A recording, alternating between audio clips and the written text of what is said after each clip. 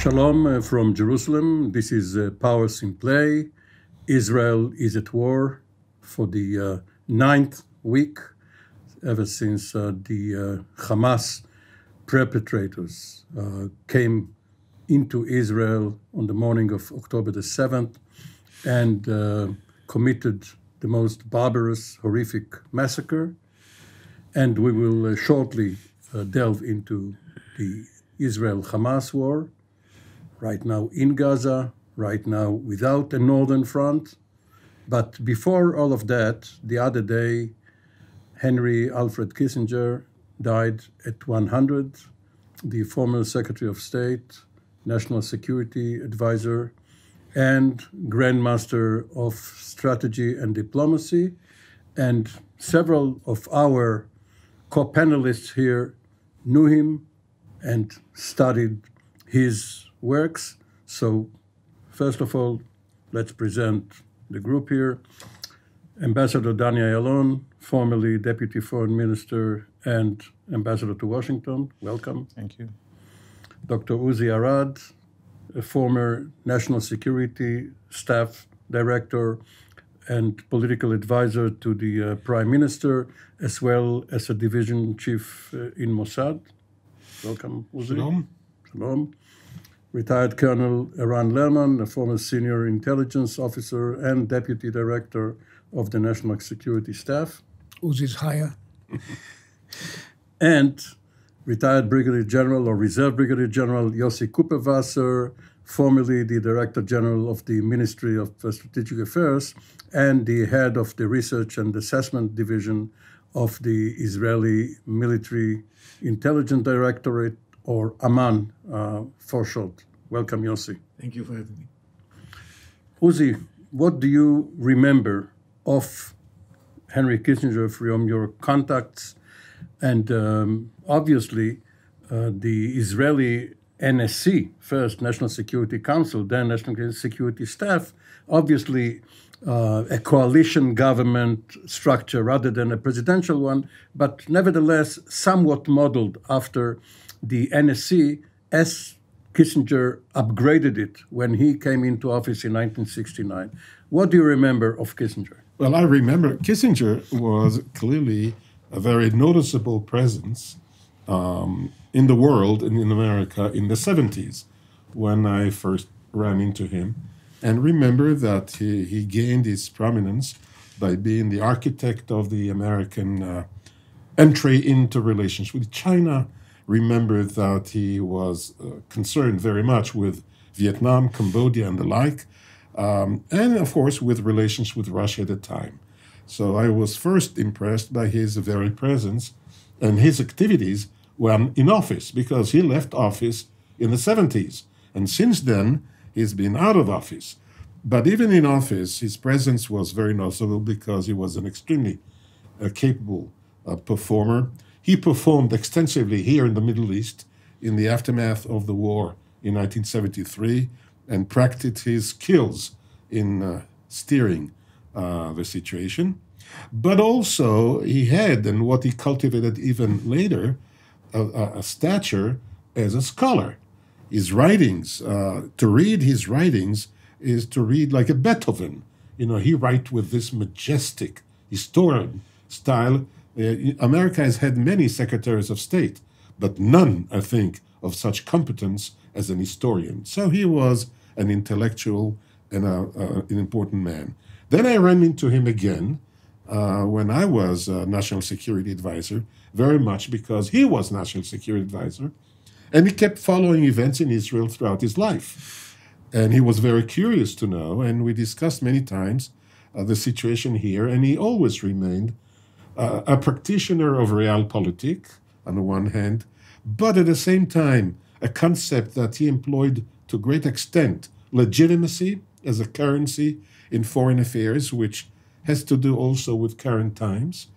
He was very perceptive, always very wise, and he, the kind of leader of the NSC that he was, I don't think that he was the model of the best. I think Skorkhovt was better than him in his management of the NSC, but one thing can be said. He was a very powerful head of the NSC, so much so that he dwarfed Rogers as a Secretary of State, and then he substituted him.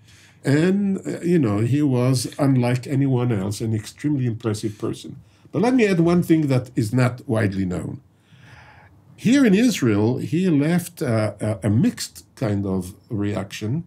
And you know that there wasn't, people admired him, but you remember also the days in which there were demonstrations against a Jew boy, Henry Kissinger, and views were very heated. 1974. I know that we did one trick, and I told him that when I was in the intelligence.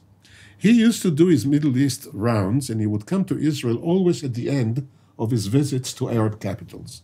And when he would arrive here, he would tell us, our authorities, what he learned and studied in other capitals. Now, what we used to do is to take what we knew from our direct sources was discussed between him and his Arab interlocutors and compare what we knew it from our sources into what he told us. And clearly, Kissinger being Kissinger, what he told us was not 100% pure truth. Why did you doubt him and not your sources? Oh, yes, we doubted our sources, and our sources need not have been all reliable, but there was a body of knowledge obtained through a variety of sources. But then he was replaced by Cyrus Vance, and we did the same with Cyrus Vance. We would always compare what he told us with what we knew. He was exactitude to the last letter. I told this, but less effective. I told this to Kissinger, and he was offended to the bone.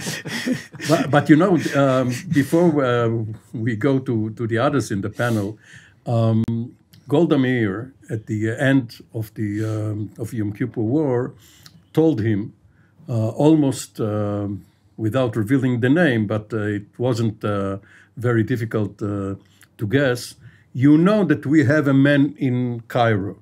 And she referred, of course, to Ashraf Marwan, whose material Nixon and Kissinger received from your organization, Mossad. And from the British. Through the CIA. So he knew that we knew that he is lying to both sides. Apparently, it didn't cause him to change his manners. But one last thought. You mentioned Golda.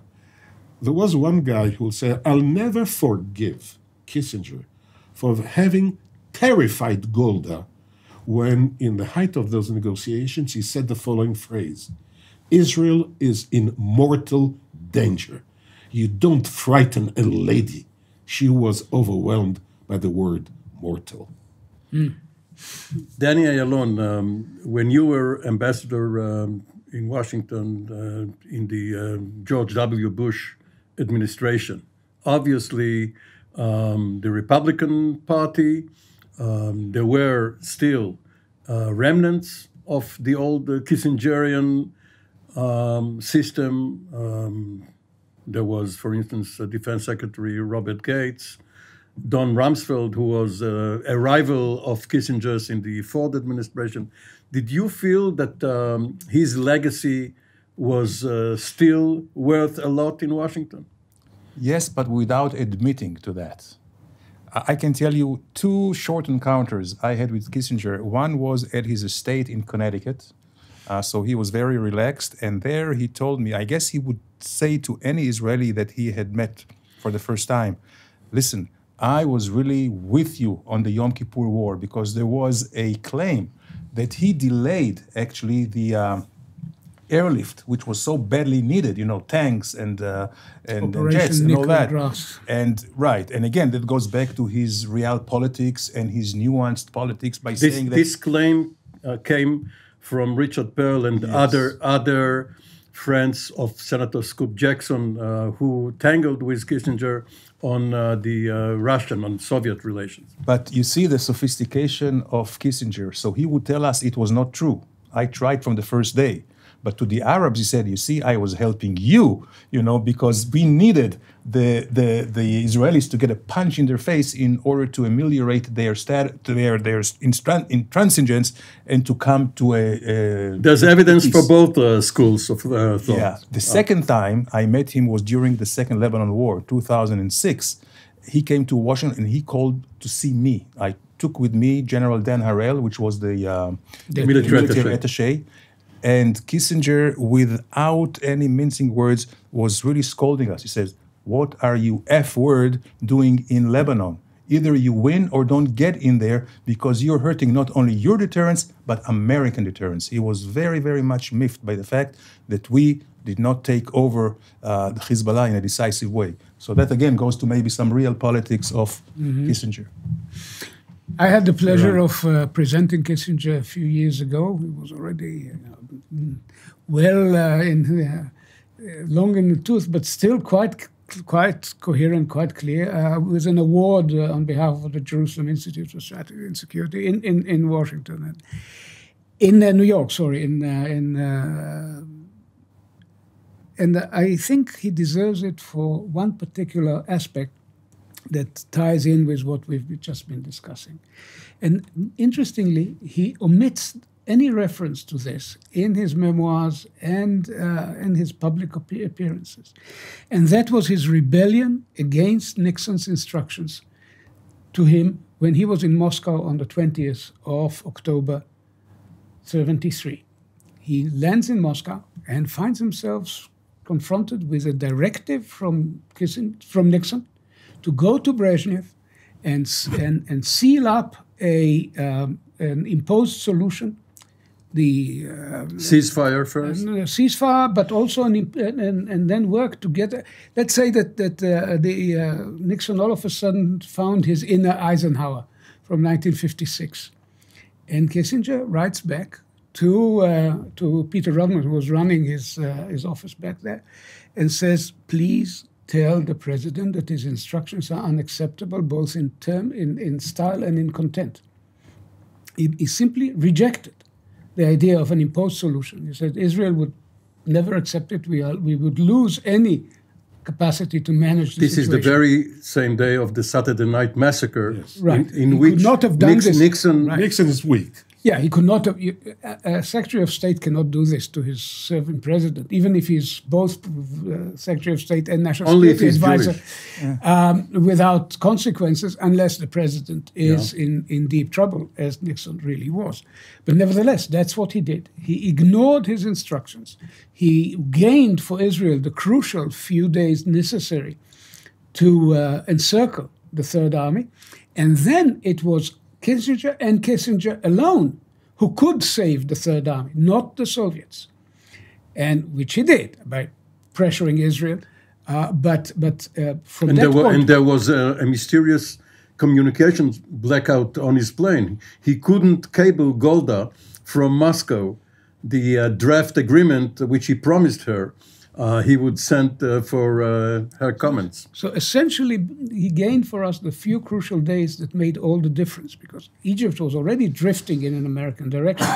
But it is the actual result of the war that enabled him to come to Cairo on November 7, 1973, and basically consolidate the shift of Egypt from the Soviet to the American camp. Let me ask General Kuperwasser, you came up through Amman, the military intelligence directorate, after the Yom Kippur War, and powers, and this is our topics, powers became quite an issue in intelligence, not only the Arab states and militaries, but the impact of powers, and especially the United States, was much more apparent. Of course, Israel also set up a planning division in the General Staff and a similar unit in the Ministry of Defense, and later the National Security Staff. But nevertheless, your own unit was in charge of deciphering what the Americans and the others are up to. Did you see any impact of the Kissinger school when you were studying powers? Well, first of all, I'll say a word about my experience with Kissinger. he was here a couple of years ago. I think it was, if I remember correctly, it was on the occasion of the Peres funeral. And we had lunch in the King David Hotel. And he asked to see me. It was a very close meeting. He wanted to learn more about the Palestinian narrative. And asked me to explain to him the Palestinian narrative. And this was a time when we were trying to convince the American officialdom to listen to what we were saying about the Palestinian narrative. It was very difficult. We had something called the Palestinian Incitement Index that the high levels of the American administration didn't want to see. And he asked to see that. And when I presented it to him, well, he was already old and heavy moving, but Sharp. But sharp as always. And he sort of said to us, look, it's going to be extremely difficult to find a solution here. Narratives don't change. And yes, coming back to your question, it's definitely we see the imprints of what Kissinger has left behind, this legacy in everything that the Americans do. And everybody in the American administration tries to be the new Kissinger. And you see today Blinken coming to visit, trying to orchestrate something that is somehow solving an unsolvable situation and building a way out of it that would end up in some dream of two-state solution that everybody understands that is not feasible at this point of time.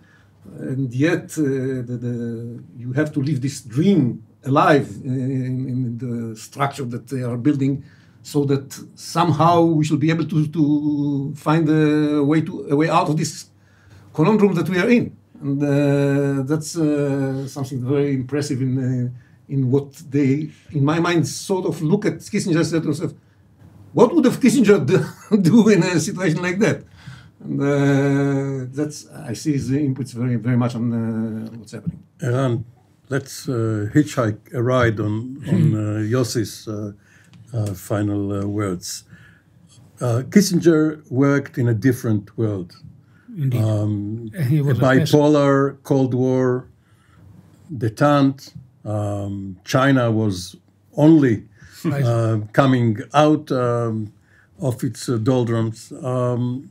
What can Blinken do today? Of course, he has the full support of President Biden, which is very important. So he is the long arm of his president.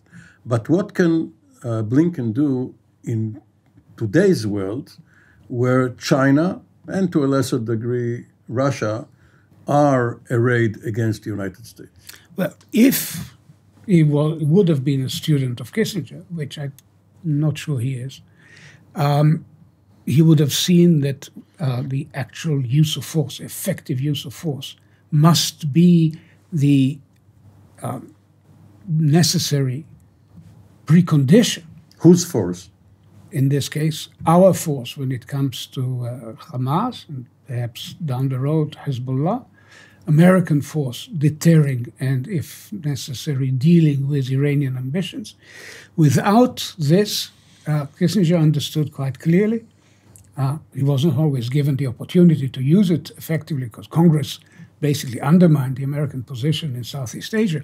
But without the use of force and the willingness to use force, you cannot achieve any prospect of a stabilized situation when faced with the kind of threats that he saw in his day and we are seeing in our day. And therefore, the shift of paradigm away from thinking about Iran as a negotiating partner to thinking about Iran as an enemy of what America stands for. I think this is where Blinken should go. And I was reading quite carefully, actually Kissinger's successor here is Jake Sullivan, who is the resident intellectual of this administration. I read the National Security Advisor. National Security Advisor. I read carefully his essay in Foreign Affairs. And basically, he does understand the need for American power. He is much less, let's say, focused on how this American power can be manifested beyond the economic realm. Eran mentioned Congress, and obviously domestic politics had a lot to do back then and today too. How much is American power today curtailed by the fact that the Republicans control the House of Representatives? They are far from being united themselves. The Democrats have a very slight majority in the Senate, and we are fast approaching the election year, both presidential and congressional, of 2024. So when the parties here in the Middle East regard the United States, do they rely on its ability to effectively do anything in the next several weeks or months? Well, we are watching Washington and America from an Israeli perspective, which is a certain perspective, and we all notice, of course, the processes through which the American society and body politic is going, and it is quite perplexing in so many ways. America itself is changing very much. The character of the views on foreign policy within the parties differ and sometimes are contradictory. And this is a very, very peculiar development of American politics. We are not students of American politics, but even students of American politics are sometimes surprised by the trends and forces at work. The question is, what does this imply for a country like Israel? We do take note, for example, of the very strong layer of progressive policy within the Democratic Party, which has become openly hostile to Israel. Progressive P for Palestinian? Yes. Or pro-Palestinian, at least. Well, it is pro-Palestinian, but it is a mixture of that kind of blend of identity politics which prevail in America, transformed and projected onto Israel, and then, as we always do and say, and which is not without cause, is also laced with anti-Semitic instincts, which exist in America at both parts of the political spectrum. But the thing is that we have to look at all that and simply take that into account, and in light of that, also carry our diplomacy vis-a-vis the United States. There used to be a truism that Israel cannot afford to take sides in the American political divide, and that we should work on a bipartisan basis and with both parties, never to tie our fortunes with one party or another. These used to be truisms. It was dropped during Netanyahu's long term.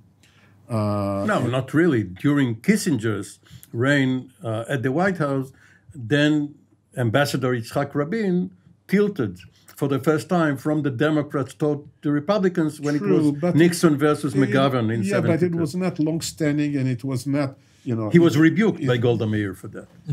But secretly she was for it. Yeah, but it was momentary for that. Later on, it became also a matter of being much more systematic.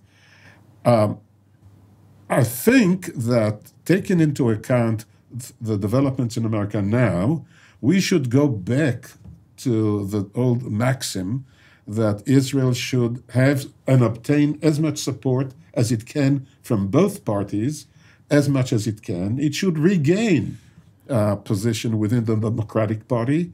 It should solidify its position within the Republican Party, and it should establish a kind of a national American support for Israel. But this calls for very kind of creative and imaginative Israeli policy in America, and that is a challenge that we will face. For the time being, the support for Israel, I think, please correct me if I'm wrong, that we are receding in our position in America among the American population and even in the capital. That's the question Danny will have to answer regarding the generational shift. The younger the respondent in public opinion polls, the less pro-Israel he or she becomes. And Kissinger was, of course, an immigrant, son of immigrants from Germany, the second Jewish Secretary of State, Madeleine Albright. He grew up in Washington Heights in New York, up north. Okay, so Past Harlem. But Madeleine Albright came from Czechoslovakia. Anthony Blinken is American-born, but his stepfather was, of course, a Holocaust survivor, and he was impressed by him. Well, bizarre. Who we had contact with. Yeah. We? You We. know. Mm-hmm. You mean good TV7? Yeah. Okay, that's good to know. But now that you look at university campuses and other and clubs, student clubs on campuses, student papers, demonstrations, can Israel salvage this sort of shift in public opinion? Well, the short answer has to be yes. Otherwise, we can just fold up and forget about the U.S. support, because this is next generation of students today will be the leaders of tomorrow. Although there is a caveat here, because if you look and break down into the campuses and you see who are the ones, starry-eyed, progressives, pro-Palestinians, looking at Israel as the colonialists, and they are, of course, the victims, it's mainly focused on liberal arts. If you look at, a composition of members of Congress, in Senate and in the House, most of the members are graduates of Law school. Or Public public policies, and they are much more lenient towards, Israel in a traditional way as an ally of the United States. So it's not all black and white. However, if we have to put, let's say, the emphasis of how to correct things is to work at the source. And the source is millions, if not hundreds of millions of dollars coming from Saudi Arabia or Qatar, basically to poison the hearts and minds of students, also through the faculty, because they also point faculty, which are all students of Edward Said. Orientalists. Yes. I think this can be changed if indeed there will be some either legislation, enforcement of legislation in the United States that will not allow this kind of squandering of money coming unchecked. It is not set in stone. For instance, Hillary Rodham, I believe before she became Hillary Clinton, was a Goldwater girl in 1964. And then she met a Democrat, became a Democrat, and the rest is quite known. Let me ask all of you a question, but please be honest. It's a panel. Ask only the possible, please. Have any of you recently seen or met Sergei Lavrov or the Chinese Foreign Minister Wang Yi here in the region? We've been talking about Blinken. Can I tell you a story apparently, about Where is he?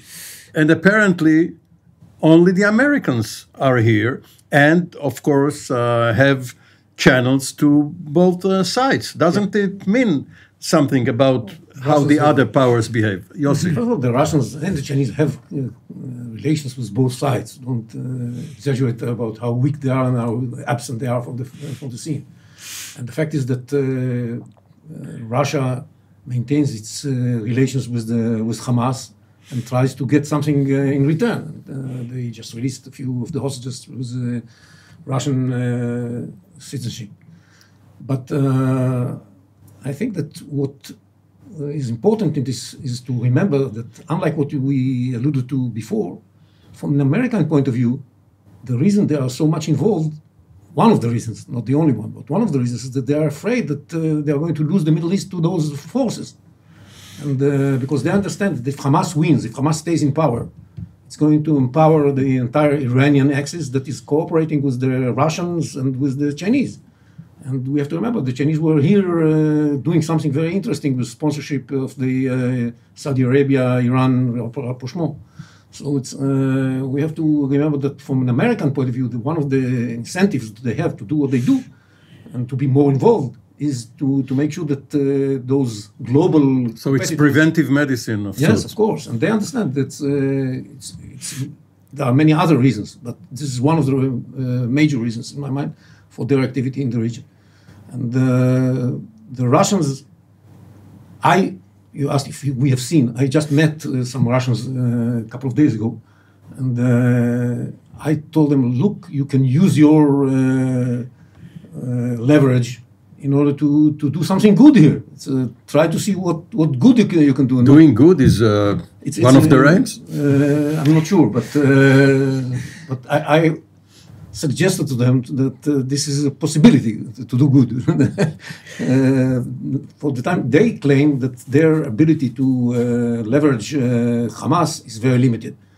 Releasing the hostages, the Russian hostages, is sort of the farthest that they can go. Well, we'll have to wait and see. But in any event, the fact that Israel did not have diplomatic relations with Moscow in 1973, following the 1967 war, made Israel lose a very important sort of channel, both for information and influence. Yeah, but today we do have the relations, and we managed, even throughout the Ukraine-Russia war, to not harm the relations with Russia too much. We are very upset, of course, with the Russian position vis-a-vis Hamas in general, and especially during the beginning of this war. But we still behave ourselves. We don't take severe measures, and we understand that keeping these kind of open channels with the Russians may come handy at some point. Yeah, ironically, by the way, the Russians consider the Muslim Brotherhood to be a terrorist organization, but Hamas, which is a Muslim Brotherhood offshoot, is considered a legitimate interlocutor and had a mission in Moscow. And raises certain questions about the consistency of Russian policy. I think they are true. They are ineffectual because there's nothing that they can offer us which is of any value, whereas the United States has positioned itself. Well, in Syria they can. In Syria, it's a mutual need.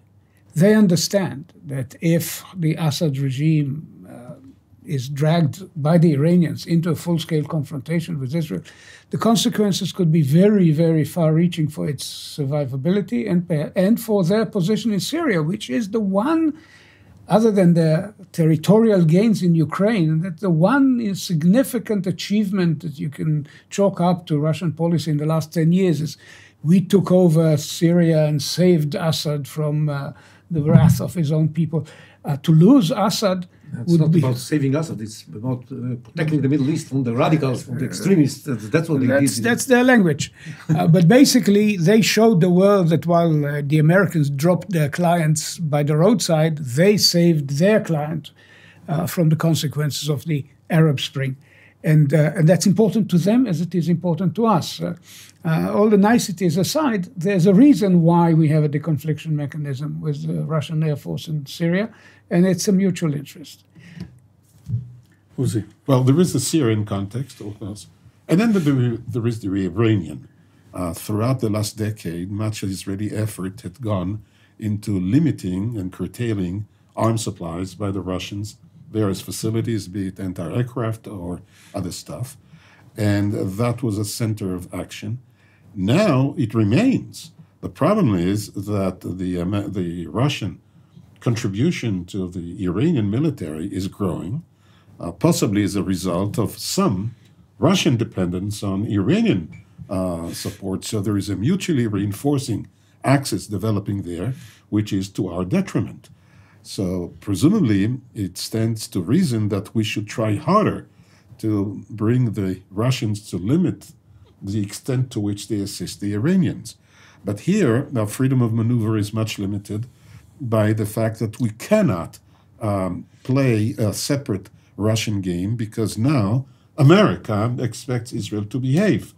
And the expectation from us is to behave like a NATO member and take positions on the Ukraine, for example, like NATO does.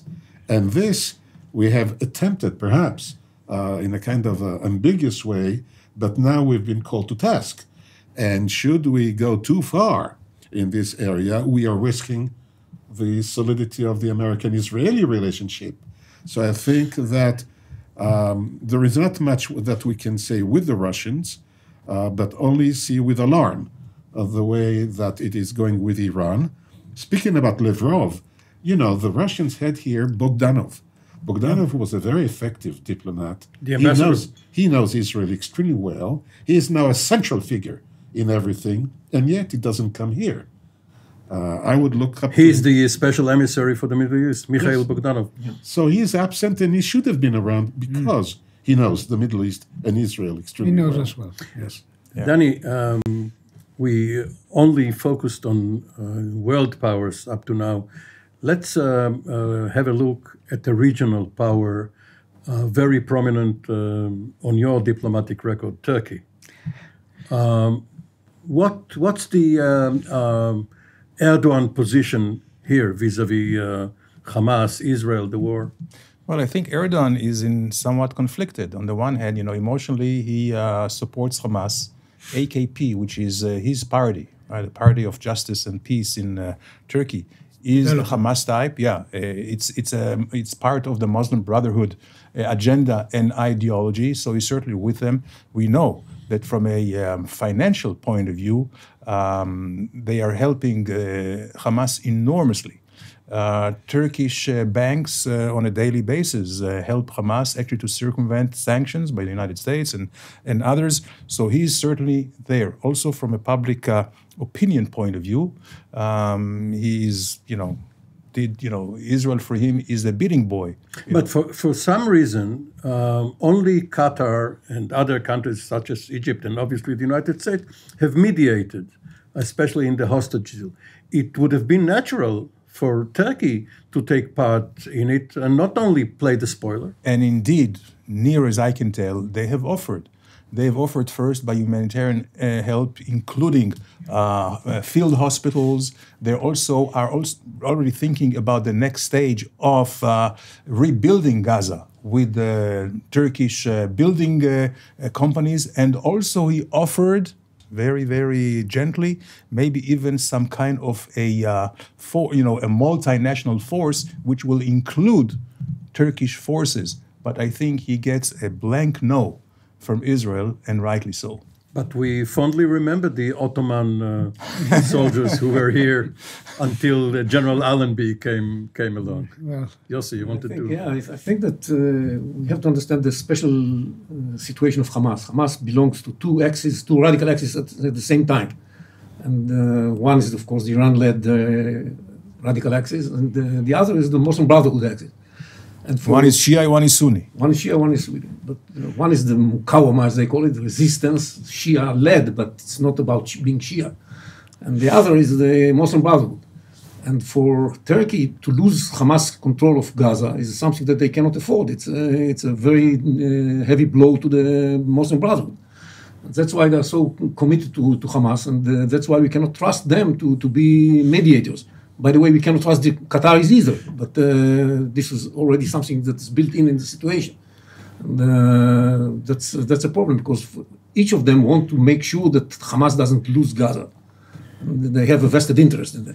In closing, let's go back to the Kissinger model as opposed to today. The U.S. Navy did not play quite a part in world events ever since the Second World War, except for the Cuba. Here and there. Yes, and of course Grenada. They started the involvement in Vietnam in the Tonkin Gulf, which wasn't really justified.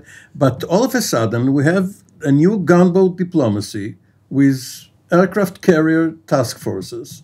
Now, by President Biden, and of course, the newest carrier in the U.S. Navy is named after President Ford, who kept Kissinger on as his Secretary of State, even though after a year, Kissinger left the other position as National Security Advisor.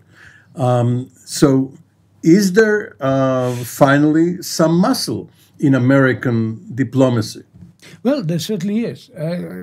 Admiral Fogel published with us at the Jerusalem Strategic Tribune a piece with the title, "Where is the nearest carrier?" The red and that was a quote from Clinton. You know, the U.S. Navy is still a very powerful power projection tool. This one carrier is equivalent to roughly, I would say, a quarter of the Israeli Air Force in terms of its firepower. They bring with them also effective means for shooting down missiles. I mean, the Aegis cruisers, etc. And the fact that right from day one, President Biden authorized the use of these tools to deter Iran and its proxies from getting full scale into the war. I think this is actually an important inflection point. So we may, in the future, perhaps not us, but our successors, we may see the aircraft carrier Biden and the nuclear submarine Kissinger coming to Israel's defense. Nuclear submarines are called after states. Not only. There's the Massachusetts. There's the Rickover and others. There are submarines. There are also, of course, several classes. The Florida is here, and a few they others. They may have a new class. You know, instead of the Nimitz class, they'll have the Biden class. The Florida class is called after one of Danny Ayalon's successors, Ron Dermer, who came from Florida. Thank you, all of you, Danny Ayalon, Uzi Arad, Eran Lerman, Yossi Kuperwasser. We will be back with another edition of Powers in Play in a month's time. For the time being, shalom from Jerusalem.